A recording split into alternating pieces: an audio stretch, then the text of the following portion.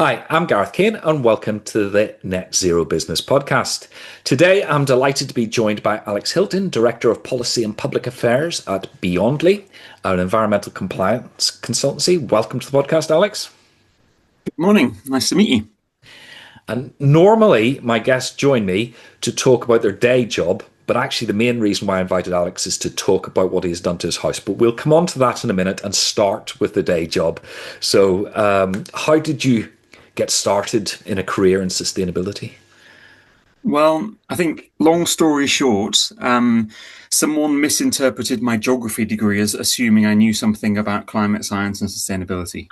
I actually mostly was interested in the literature of the Victorian period and how they used the City of London to map their stories. But anyway, that's sort of where we start. And I also had a real interest in local authorities. I wanted to understand why people so disliked and thought ill of local authorities. So I joined a local authority in London on their grad scheme.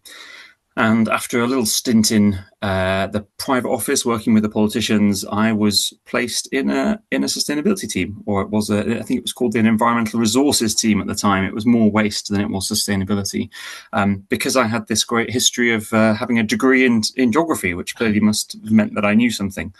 And then there were various moments passed, and there's a financial crisis and other sorts of things. And I thought, well, actually, I quite like this and I'm doing okay.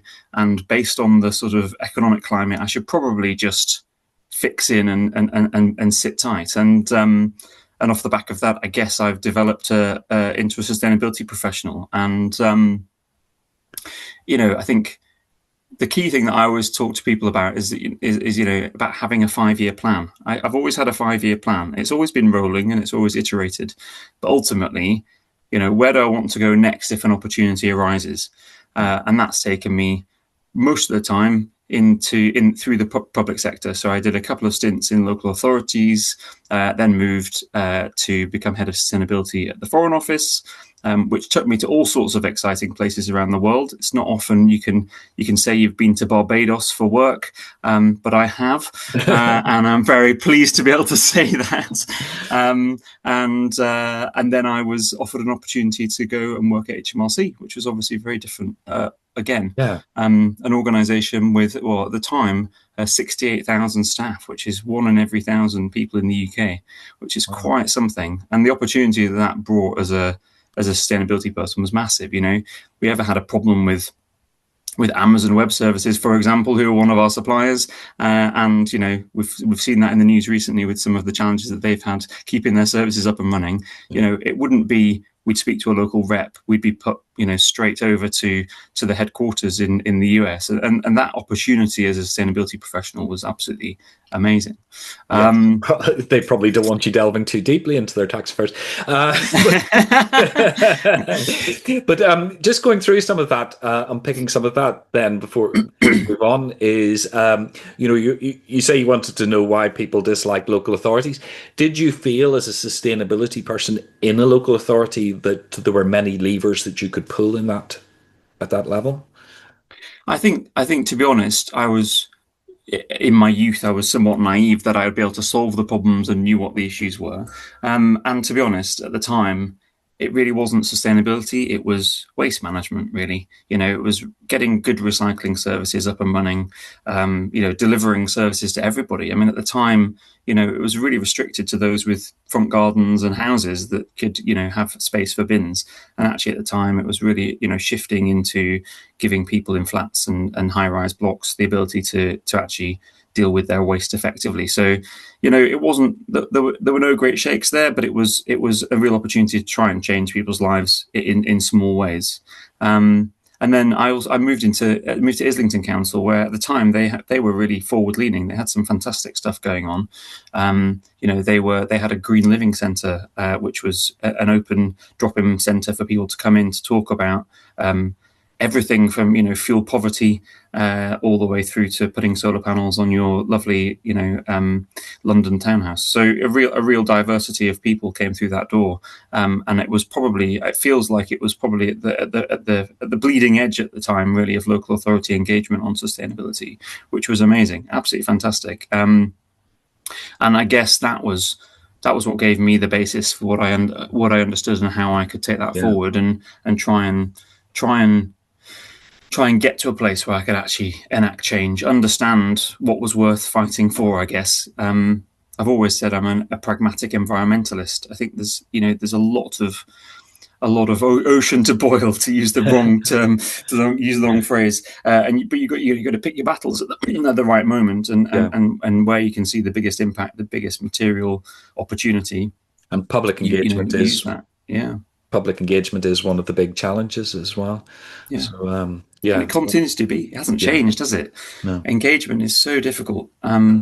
Just in my most recent role in PAC UK, in DEFRA, engagement is still a challenge, and we're still trying to work out how to best reach the right people to drive the right behaviours and make sure that EPR works to its best extent, really. Yeah, it's become a little bit fashionable in a lot of sort of sustainability land or green thinking to sort of diss recycling and say, it's some sort of sop to, while we're destroying the planet, here, go and recycle your coffee cup or your crisp packet or whatever else it might be.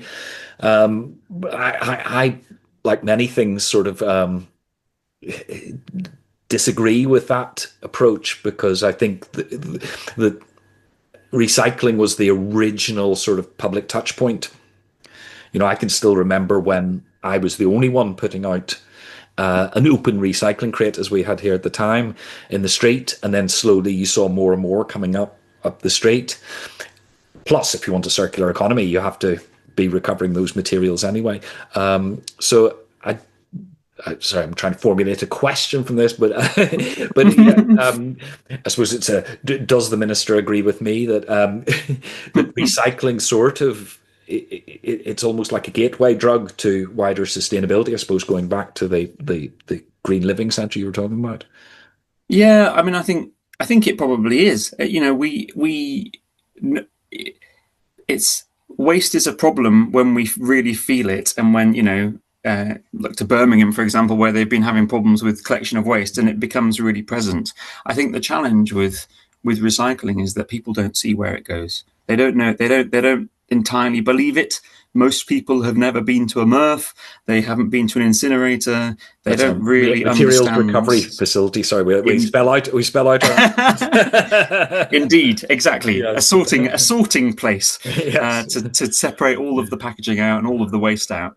And those people don't see that, and that's the biggest gap I think we have at the moment. In as much as people don't trust that the stuff that's going in the back of that lorry is actually making it back around. Yeah. And some of the stats bear that out, right? In the UK, the recycling rate is in the early 40%. So the majority of recycling is not actually getting recycled. Yeah. But you'd only have to go across the border into Wales to have, I think they're the second highest recycling rate in the world. Yeah. And they've managed to make it really work. Yeah. But I think as a gateway, absolutely, because it's that little step that's not an impossible task. It doesn't really change your life to recycle. It's quite an easy thing. And in fact, actually arguably taking out your food waste, for example, from your general waste means that your bin doesn't smell as much, and all of those sorts of nice elements that just make living a little less disgusting, I guess. Yeah. And then you mentioned being head of sustainability at the Foreign Office and flying off to Barbados. I had assumed when I'd seen on your LinkedIn profile when you're head of sustainability at the Foreign Office that it was all about sort of dealing with old buildings in Whitehall and trying to stop energy leaking out of them. But obviously it had a much wider remit than that. So what was Yeah, your I mean, what was the role? it was across the global portfolio. So there was something like, I can't remember now. It's a long time ago. 2,500 buildings globally in 160 odd countries, Yeah, and it took time to get real impact driving across the network. But yes, so there was the stuff in Whitehall. There's the famous buildings that people are aware of, where you see ministers walking up and down the stairs. But there's a huge amount of infrastructure around that really enables the diplomatic service to do their work well across the world. And some of it, is around is the really not the obvious, but the simple, like, efficiency gains. Just the simplicity of identifying and measuring things like water usage in Brasilia. I did some work at the embassy there, where they could not get their head around why their bill was so high for water, particularly expensive in Brasilia because it's essentially a very dry part of Brazil.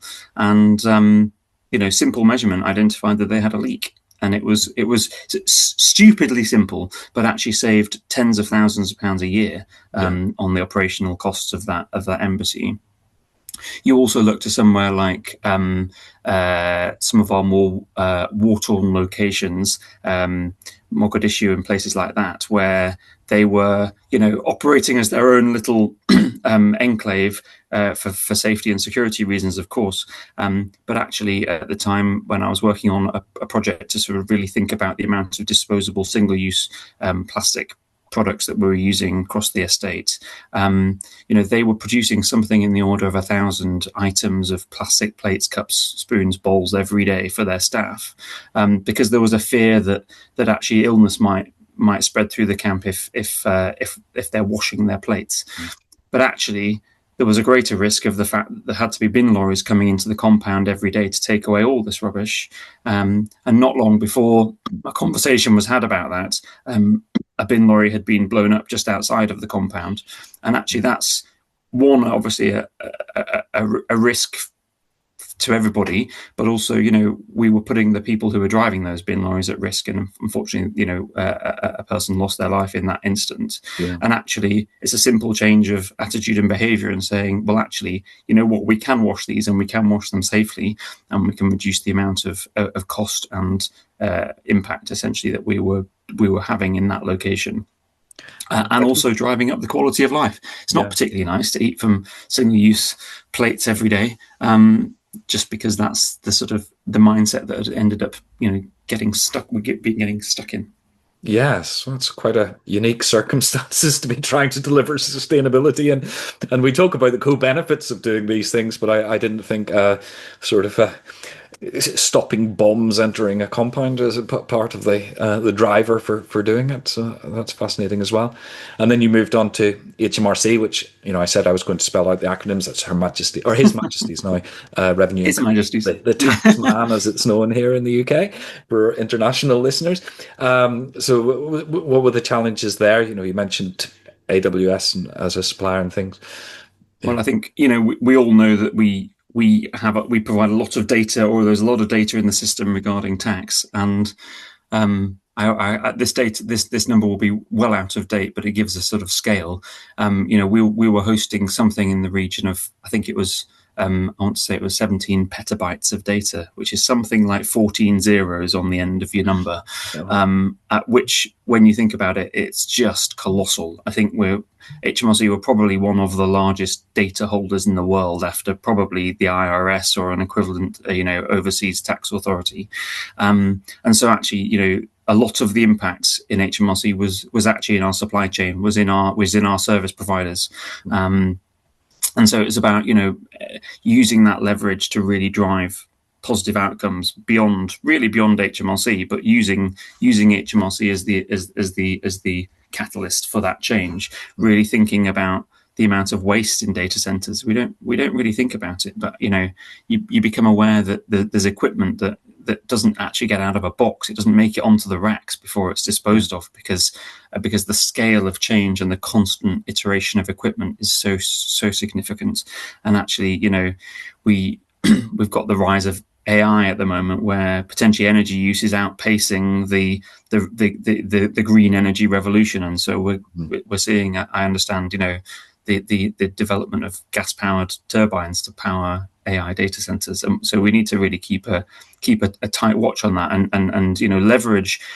leveraging HMRC, which you wouldn't expect. People wouldn't say, "Oh gosh, HMRC must be at the forefront of making positive environmental change in data centers." But it's trying to see those opportunities where you're least expecting them, I guess. Yeah. And the other element with HMRC was the scale of the employment. We had, say, 1 in every 1,000 people in the UK, which meant that we pretty much touched most, if not all, communities across the UK. Such a significant network of people, and that was both a fantastic opportunity, but it also we had a full cross section of society within HMRC, which has made it fascinating in terms of some of the engagement we're just talking about really understanding what made people tick. And it wasn't, it's not always about the environmental benefits, but it might be the economic benefits. It might be improvements in service delivery.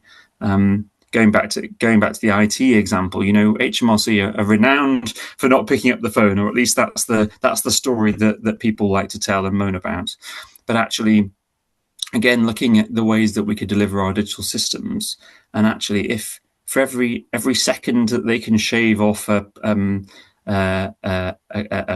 tax return for an individual, that will be close to 11 million seconds saved every year from doing a tax return, which is energy not consumed. It's customer service levels improved because people are spending less time doing that, and actually delivering better services ultimately, which is and saving money.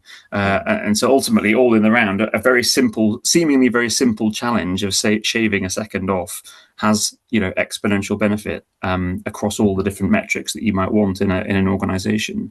And it's taking some of that thinking and going, we don't need to completely upend the way we do things, but some of these really simple optimizations can drive real benefit and mean that the taxpayer isn't paying anything more than they need to ensure that we can collect the money that pays for services across the UK, and ensures our schools and our health system continue to operate.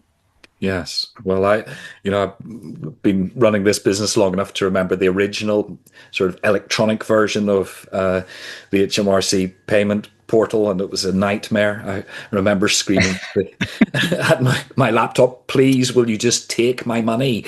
I want to pay my tax, please." Yeah. So that's fascinating as well. And then was it from there that you moved on to the policy role at DEFRA?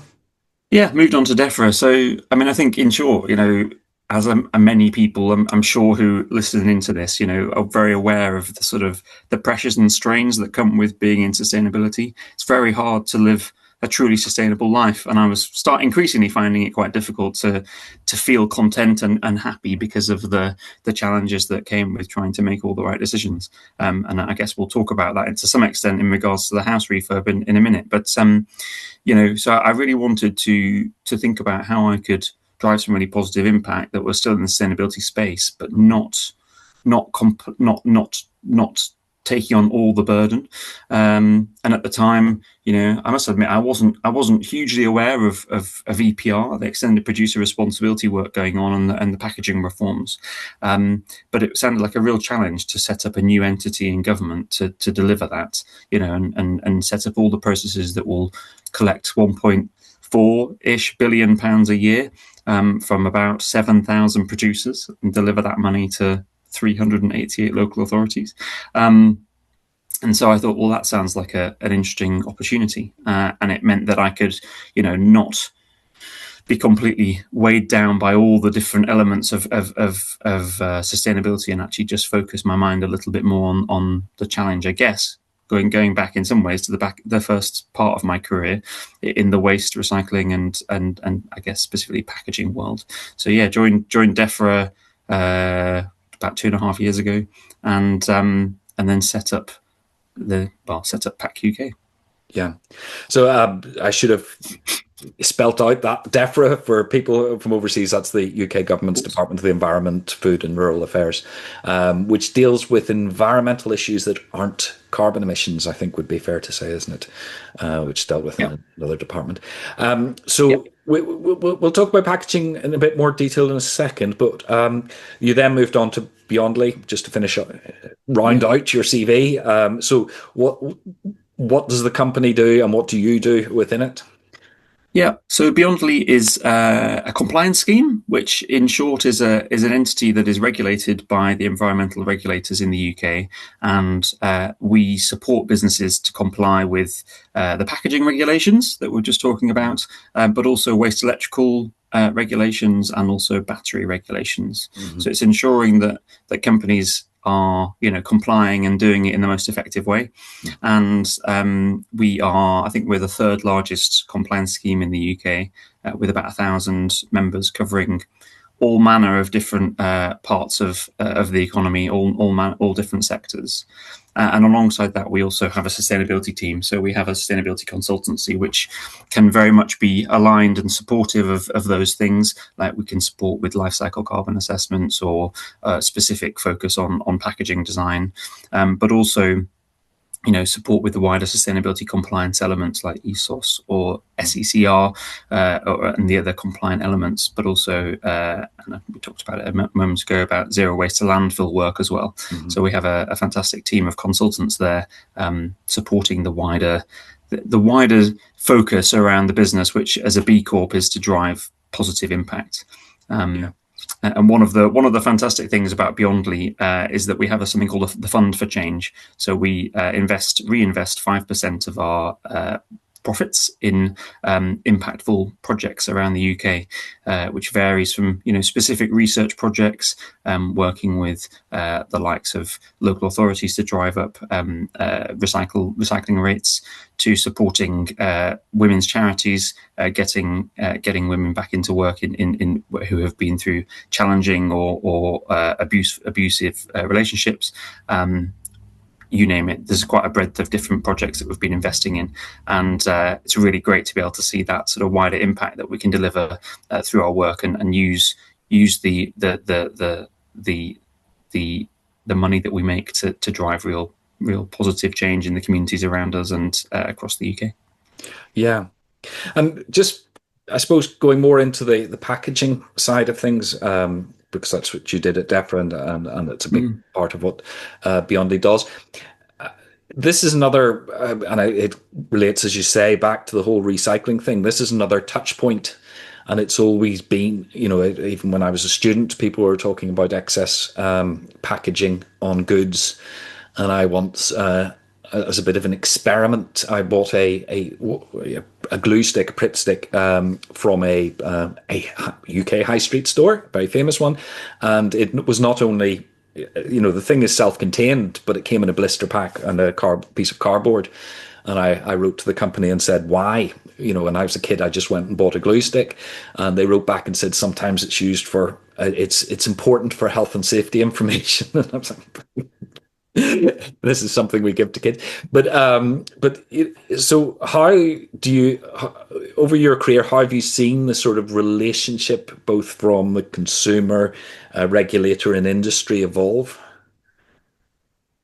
Yeah, I mean, packaging is a really challenging space, right? Particularly because ultimately it performs a protective function, but what that might mean for a washing machine would be different to a medical device, would be different to a chocolate bar. And I think the real challenge in the UK, well, globally, is that the packaging. I think packaging is increasing by something like 5% a year. There's more and more packaging entering the market, new products, new sort of on-the-go demands and convenience demands. But actually, what there hasn't been is any guiding hand to basically ensure that the packaging is both fit for purpose, but not anything more than that. And one of the roles of government is to intervene when systems aren't working well, but also to know when to step back and get out of the way. And I think we're seeing EPR expand all over the globe. I think Beyondly work across about 52 different EPR schemes globally, from as far afield as New Zealand. And this is extended producer responsibility is essentially, it's a producer pays piece of legislation that is there to put the burden essentially back on the producer, who has the capability and the incentive then to drive better decisions around the design of packaging. And I think, so this is the intervention essentially to drive better behaviors, because ultimately it's providing the commercial case to see to make better decisions. In broad terms, the more packaging you put on by weight, the more you will pay in EPR fees. So you want to be reducing, the amount of weight of packaging, and there are also elements around complexity as well. And so it's about making sure that the purchasers and producers of packaging are really thinking upfront about what needs to be true to drive better financial outcomes, and ultimately, through the steer of the government legislation, drive better environmental outcomes, increasing, recyclability, which ultimately then should drive down the carbon impacts and the contribution that packaging makes negatively to our ambitions around achieving net zero. Mm-hmm. Yeah, but I suppose the blunt question is, if packaging is increasing 5% year on year, does EPR work? Well, I mean, we haven't seen EPR, I guess, in the UK yet to really fully get to grips with that. And it's not a universal situation. So, in the US, for example, there's a handful of states that are looking at it and implementing it slowly but surely, but it's not a default position. And so I think the challenge we have is, what statistic did I see recently? There are a couple of statistics that I'm going to have to make up now, because I can't quite remember them. But, Gen Z are the most engaged, essentially, in wanting sustainable products and therefore, by association, sustainable packaging. Mm-hmm.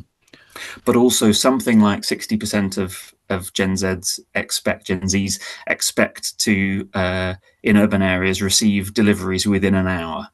So they want absolute convenience, but they also want sustainability, and that is a challenge that will always be a challenge. But thinking about that, if you look to, say, the milk bottle in the UK, which is bought at the supermarket, it's high density polyethylene HDPE, and there've been significant shifts over the last few years. Those in the UK will know what I'm talking about. You're getting to the point now where the 4-pinter of milk is just about rigid enough to enable you to pour the milk out. And that is a significant shift from where we were, probably 10 years ago, where it was much more material in that product, greater density, and but also, the cap was a different polymer, and the industry have moved to standardize that because they've realized actually the different colors of milk that we have in the UK based on the amount of fat content. The lid was actually insignificant in terms of people's ability to identify which milk they were picking up. The label was more important. And by these small shifts and getting past, I guess, the marketing teams of these companies, we've actually been able to get to a place where the milk bottle is one of the most widely recycled and has the highest recycled content basically going back in, and is increasingly now a really elegant closed loop system within the UK, and we need to see some of that innovation really feed through into other areas. You think about something like an aerosol. I'm looking around my desk as if I'm going to find an aerosol. I don't have any aerosols around me, but anyway, you think about an aerosol, and the actuation on it is was designed in the 40s and has worked since day one. So there has been no innovation to change that actuation device, but that is made up of all sorts of different materials and is made out of plastic polymers that we don't consider very good, is not readily recyclable.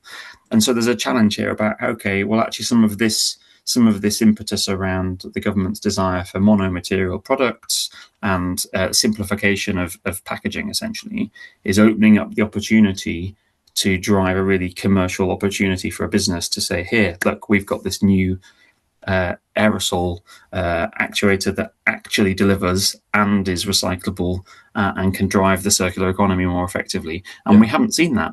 There hasn't been that impetus. And for me, it's super exciting, but it's early doors. The first invoices for those packaging producers in the UK who are liable went out last week, and so the reality of the bill is now hitting, and so in some ways the beginning of that conversation is now reaching all corners of the packaging producer industry. Yeah. So I've been focusing, I suppose, a bit too much on the negative. But do you have any case studies of who does this really well, of businesses who have taken an exemplar approach to packaging? Not particularly. I think there are some really good principles. I don't think everybody gets it always right. It's hard. It's really hard to get it right, right? It depends what your metric is. I think there is something about being appropriate. And I think ultimately the best packaging is no packaging at all. But I was talking to Fortnum and Mason's last week, and they're a high-end retailer in the UK, and they have had the quite famous wicker baskets that have been around since the 1700s, and they have taken those back and are happy to repair them and refill them, and have been happy to do that since the 1700s. So you could argue, in some respects, that could be seen as a really optimum packaging solution. It's that there is a sort of shared ownership almost in that piece of product. I think that possibly the challenge for them is that most people like to keep them and put their blankets in or whatever, and maybe they don't get reused in the way that they would exactly like.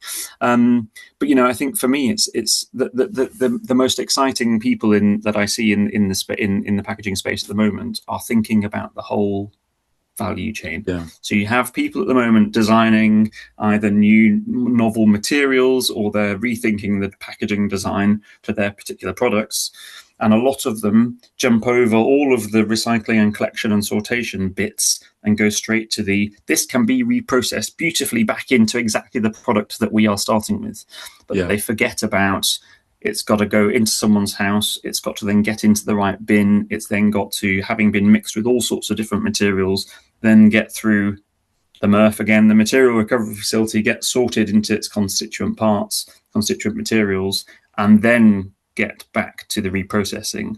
And assuming all of those stages can be achieved, that's when you're getting to a product that it really can be recycled and really can sort of survive the rigors and complexity of the UK recycling system. Yeah.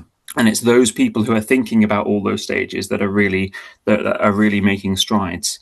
I think I particularly have a sort of an excitement, a love. I don't know if love is the right word. An excitement for natural polymers and the opportunity that brings.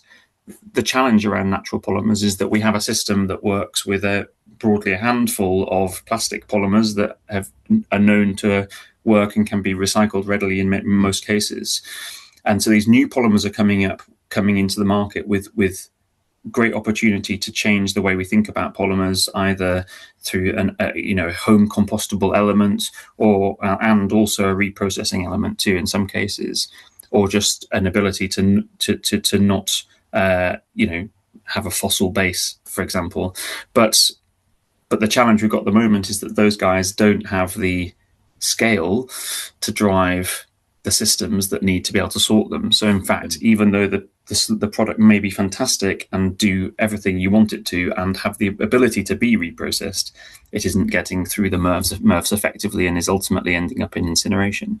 Yeah. And so for me, it's about how do we get those sorts of startup businesses with new opportunity products, new novel materials, and get them working really closely with the waste sector, the environmental services sector in the UK to really enable the growth and opportunity there, and it not just be a sort of potentially become a bit of a greenwash product where it has all of these benefits sort of sold, but actually they're never or very rarely realized. Yeah. I did some years ago when there was a tendency for particularly people sending you magazines through the post, to change from a fossil fuel plastic to a supposedly biodegradable plastic. So I stuck some in my compost bin, and 2 years later they were still clearly plastic. So I'm a little Yeah. bit. I've had a little bit of. I hope these novel materials are better performers than those.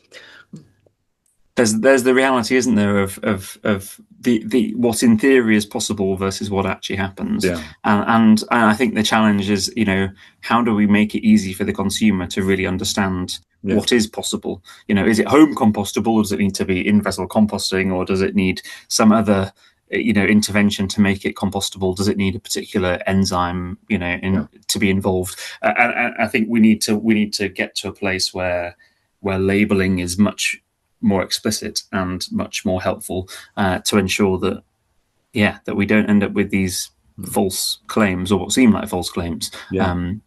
which ultimately turns off the people who are thinking about it actively. There's a lot of sustainability bods out there who would love to adopt new materials, but they don't see the claims, do they, come Yeah. to bear? And there was talk. I don't know whether it's still the case, but there was talk of a sort of big cardboard shortage during the COVID boom, because people weren't recycling it enough. That was just sitting around their houses. So it shows that to try and get to those circular models, we do have to have the consumer engaged. Yeah, I mean, things like fiber are great, aren't they? It's really good. It's a really good material, particularly for delivery. And there's been such optimization in the way that you get your product delivered through the post now in a cardboard box. I think the challenge is getting it back, isn't it? Getting the feedstock back to where it needs to be, so it can be turned into a new box. Yes. And I think there's that gap there, isn't there? Again, about just it's connecting the full circle of the system, where a lot of the people selling the products are not that, but they're not bothered about what happens once that product has landed on the doorstep. And that's the gap really at the moment that I see that will help really drive a circular economy.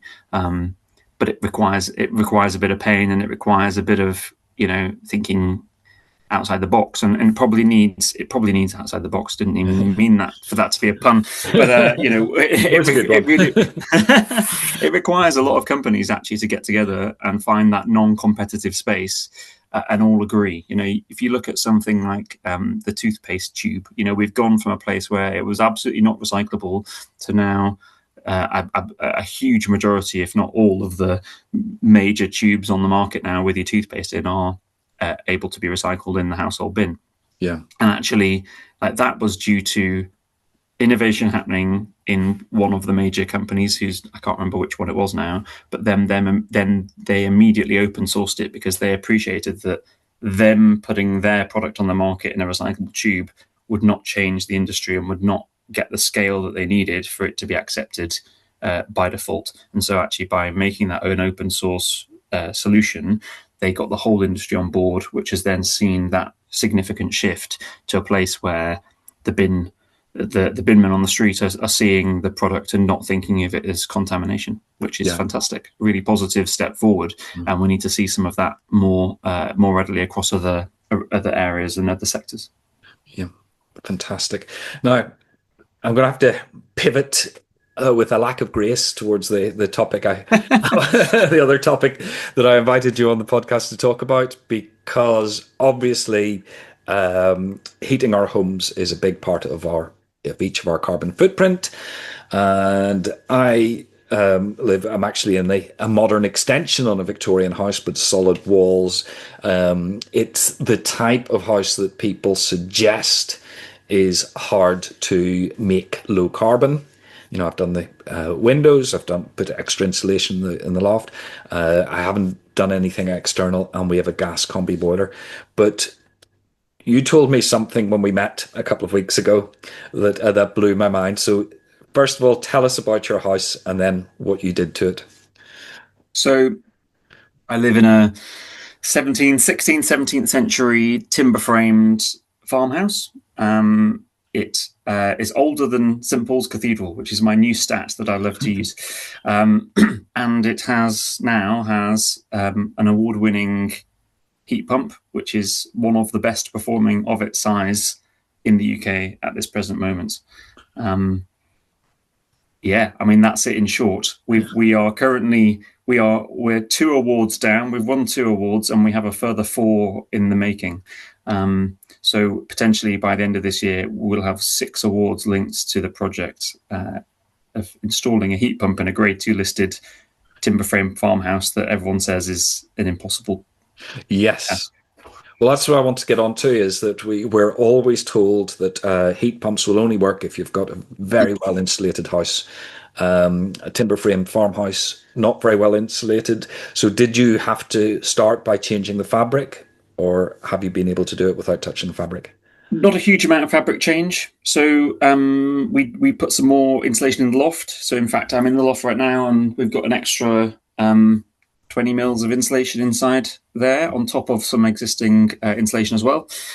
So we have about probably equivalent of about 400 mils of insulation in our loft now. That was pretty much the only fabric change in terms of sort of performance changes. We have single glazing throughout the house, but we have secondary glazing, which actually performs very well.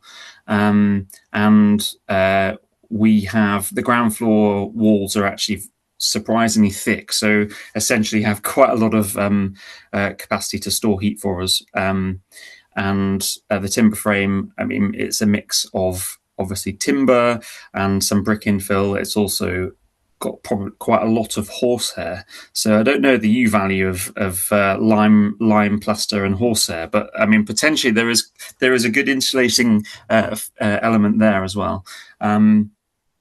But no, I mean, when I was talking to our heating engineer about it, he said, "Oh, can we change the doors? Can we do this and that and the other to get better, reduce the air changes essentially?" And I said, "Well, no, the door that door that you want to change is potentially it's definitely 200 years old. It's possibly 3 or 4." That is not changing, both because I don't want it to change because it's part of the heritage and culture and sort of. It provides the feel and style of the house that we live in, and also heritage are unlikely to allow that if we were to put in an application to do so. So the single glazing presumably is there because of the listing. Yeah, because double glazing would change the appearance outside, and then you have now been allowed to put secondary glazing inside, presumably. So we've got secondary glazing throughout. It was pre-existing, but yes, we probably would have made that change if we hadn't had it already. And that's a very common sort of accepted change if you live in a heritage building. And to be honest, it makes a massive difference to drafts and noise in particular. I think actually because the cavity is quite large, essentially between the windows, for those geeks who care about this sort of stuff, it actually provides a really, really good insulating element of the fabric. But actually our windows are relatively small, so we actually don't have as much. The percentage of window to wall is actually relatively small in this house. Yeah. And then radiators, did you need to change radiators, or have you got underfloor heating or Yeah, so a mix. So we took out all of the ground floor and put underfloor heating in. So that was one of the elements. I guess it's a fabric change to some extent, but it was one of the elements that we needed to really make the system be effective. So and the benefit of that was, to be honest, removing frankly awful 1970s rusted radiators from the ground floor. So it actually enhanced the heritage element because we removed the addition of those. And we actually replumbed the house, the whole heating system. And so we have... We wanted to put in traditional just modern standard radiators, high performance radiators. Unfortunately, heritage required us to put in sort of Victorian cast iron style radiators, which I had a long argument with them about it because I don't think that's appropriate. Our house has only ever had one central heating system in the 70s put in, probably 60s, 70s, and it's a very simple, basic vernacular you might use farmhouse with lots of bolt-on additions at various points, and therefore it wouldn't ever have had some grand Victorian radiators installed. But sometimes you have to cede these details to the planners and the heritage officers. So yeah, we basically, if I go back to the start, it probably helps. So in our kitchen we had there's a fireplace, and it had a feature gas boiler in it, and so we needed to change the kitchen. We had 2 of our gas hobs weren't working. There were doors falling off the kitchen cabinets. It was really at a point of needing genuine replacement as opposed to just style preferences. But to remove that boiler and replace it would require planning permission and heritage approvals. And so at that point, it was a conversation of, well, if we're going to do such significant works with quite a lot of paperwork, let's rethink this and do this once and well. So what started off as essentially a kitchen replacement turned into a whole ground floor digging up, laying of underfloor heating, replumbing of the hot water system and heating system throughout the house, so I guess we optimized the pipe work at that point, which I know is often a concern in houses about with existing potentially microbore heating pipe work and stuff. So I guess that was probably one of the major fabric improvements in some respects, that it really changed the functioning nature of the heating system. But first and foremost, really the most important element of the whole build has been the heat loss assessment that was carried out on the building. People say, as we've talked about already, that heat pumps don't work in old buildings. How can you possibly have a heat pump? Gas boilers don't work very well in old houses, based on the same adage, right? If you put the wrong system in, it won't perform very effectively. And so there's no reason why a heat pump wouldn't work. It would work. A heat pump will always work in a house. There's no doubt about that. It's just getting the right size of heat pump to be able to provide this sufficient heat based on all of the factors of the performance of the building. And so we had a company called Custom Renewables who've been doing a lot of work around with Heat Geek, who are one of the sort of industry bodies that are really promoting better understanding of heating systems, particularly heat pumps. And I came across the company because they were redesigning a hot water tank with a particular focus to drive efficiency, because that's a big area where efficiency gains are lost because the hot water systems, generally you want to get a lot of heat into a water mass, and so they were redesigning a hot water tank to be better suited to lower temperature heating systems. So I came across the team and I thought, well, that they seem like they're the right sort of people for me. They're really thoughtful and comprehensive in regards to how they're thinking about the design. And I approached Liam, their lead engineer, and he said, it sounds great. Sounds like such a challenge. Great listed farmhouse. We'll do it. I'll be there. And he spent about half a day measuring all the rooms, looking at the fabric, looking at the walls, the thicknesses, the size of the windows, you name it. He's measured it and he's done a LiDAR scan of it. And in doing so, was able to get a really clear understanding of the heat loss of the building, which then meant he could identify whether a heat pump what size of heat pump was necessary. As I say, we then had conversations about the fabric and any upgrades. And I said, we were really restricted, to be honest, to loft insulation. Mm-hmm. And then that meant we were able to get a Viessmann heat pump, which it's not, it's one of those funny things where it's high performing. It performs at about 4.5 times SCOP for 440% performance. So for every 1 kilowatt of electricity we put into the heat pump, we get about 4.5 out. Right, that's above people normally say 3 to 4 per heat exactly pump. Yeah. And you need about to be parity with gas, you need about 3 performance levels. So in theory we are performing more effectively than a gas system at this point. But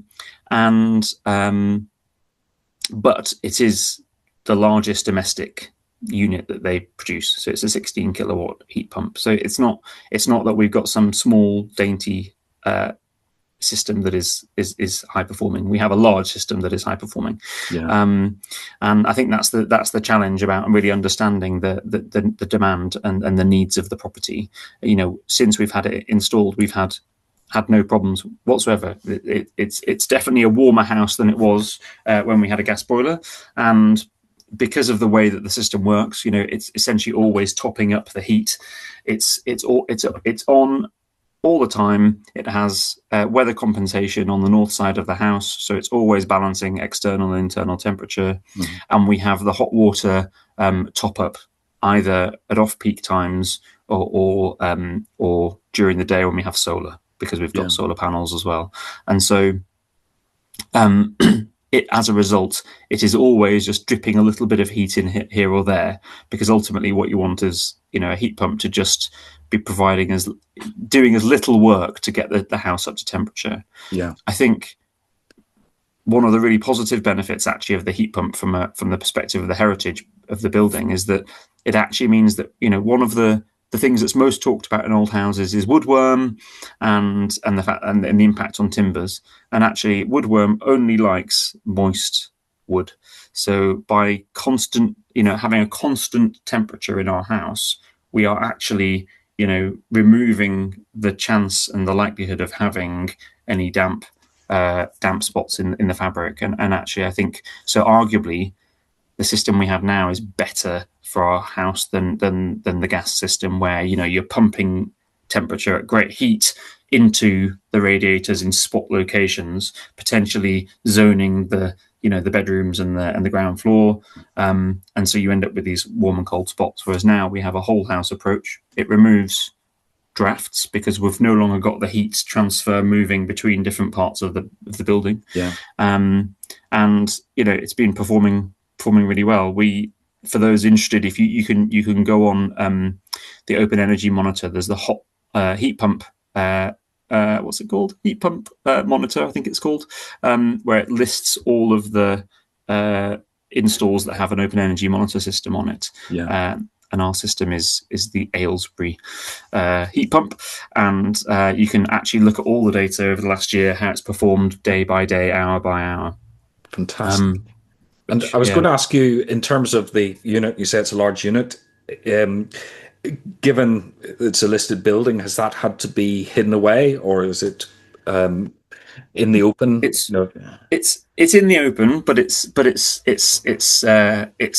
screened off, so it's actually close to the house, but in a corner. We have the luxury of the remnants of an outside toilet, which has only two walls, well, three walls, which actually was it happens to be the perfect size, both in height and depth and everything else, and so it's hidden to one side. But actually, I mean, to be honest, it's a really elegant unit, and I personally think it actually complements the building quite nicely. We have an ancient building that has been designed by hands rather than by design, so to speak. Yeah. And then we have this unit which is very slick German design, lots of straight lines, lots of brushed aluminium or whatever material it is. So personally, I don't think it particularly impedes on the house. If anything, it adds a certain charm and value. But it is somewhat hidden away. Yeah, better than a gas boiler in the fireplace.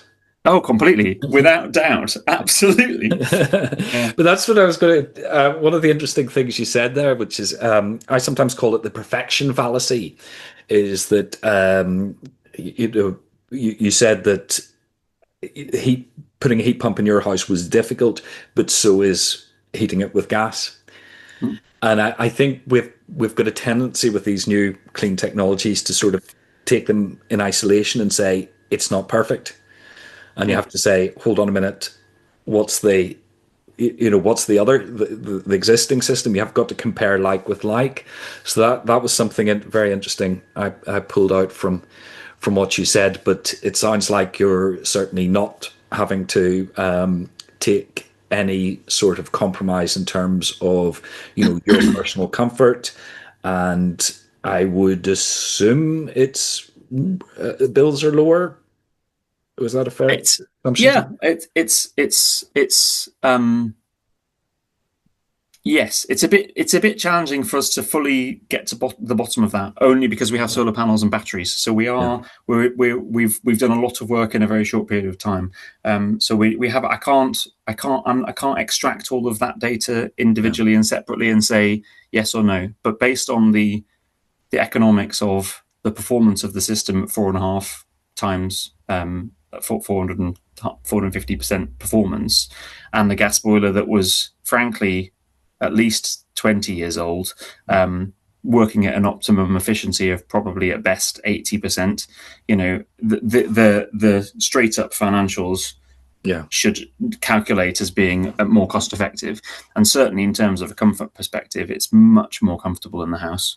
And so there is a sort of comfort factor linked to it. Yeah, going back to the whole, the perfection point. I think there's something really important to remember. A gas boiler will only ever operate at about probably maximum 90% efficiency. So for every 1 kilowatt you put in, you only get 900 watts out.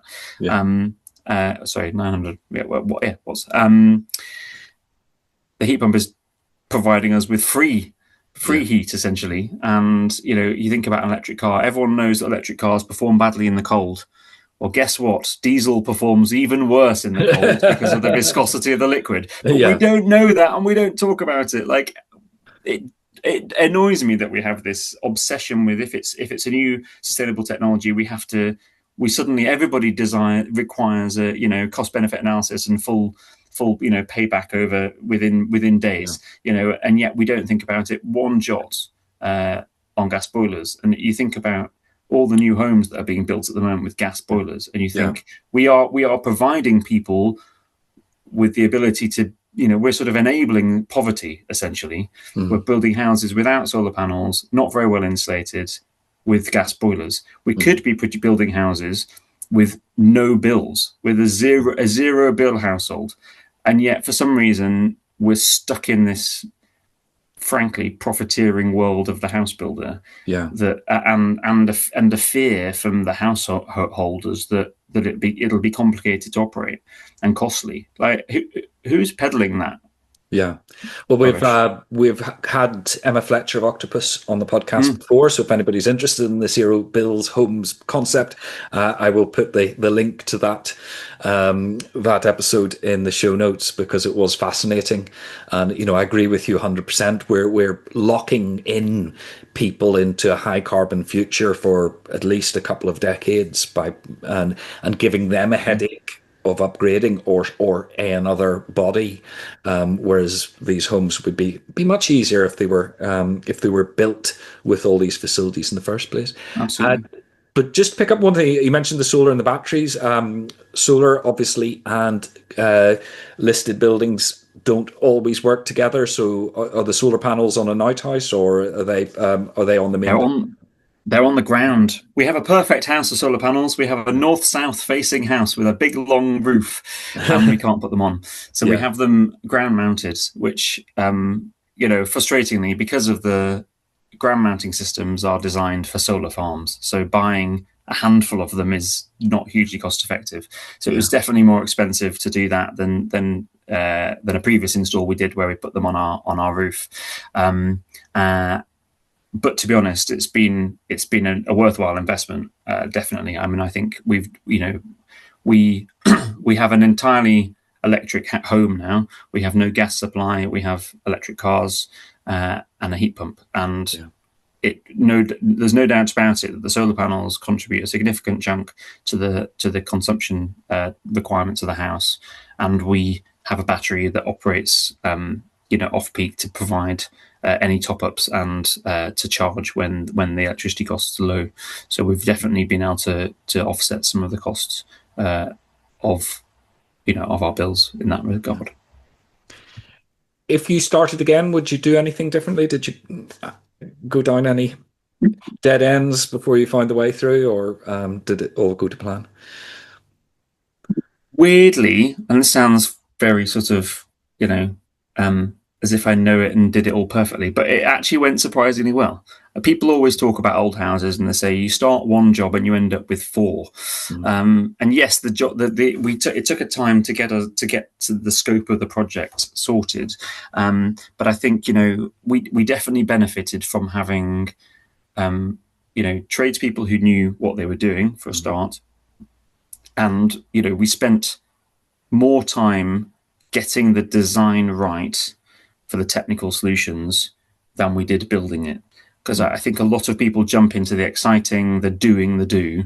And actually, for me, the most important part, particularly with the heat pump, was doing the calculations, making sure we were getting the right system before we spent any money on kit. Really, really perfect that design, get it right. And I think that helped us to then deliver a smooth program. And we were just lucky that we didn't. Well, I don't know if we're not lucky not to have found a pot of gold under the floor, but we didn't come up against any other challenges that derailed the project, which we obviously were. There was a chance we would end up in that situation. I think we were in some ways lucky because the house had been bashed around in the 80s, so probably any archaeology disappeared at that point. Yeah. I could talk to you all day about this. It's been absolutely fascinating, but I'm aware we've run over time. I find that really inspirational because I am one of those people who has been holding back. Victorian house, solid walls. She'll wait a couple of years to see if heat pump technology catches up. But you've inspired me to certainly start the ball rolling on sort of the key part, I suppose, of my own personal carbon footprint that I haven't really done that much to address. But it's an absolutely inspirational story. So thank you for joining us today, Alex, and sharing it. Been an absolute pleasure. Thank you for having me.